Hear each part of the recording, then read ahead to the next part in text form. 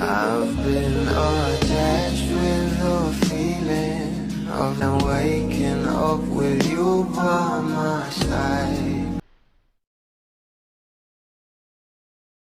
Usap-usapan na nga ngayon guys sa social media na kung saan itong ating Bel Mariano nga ay nakauwi na ng Pinas galing Singapore kasama nga ang kanyang pamilya na sila Mami Kat at si Niela Mariano.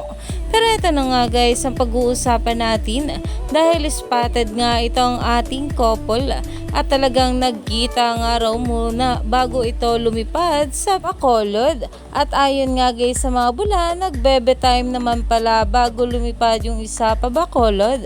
Sana all done Bel. Kaya naman talagang pinag-uusapan na tumaani na nga ito ng maraming komento.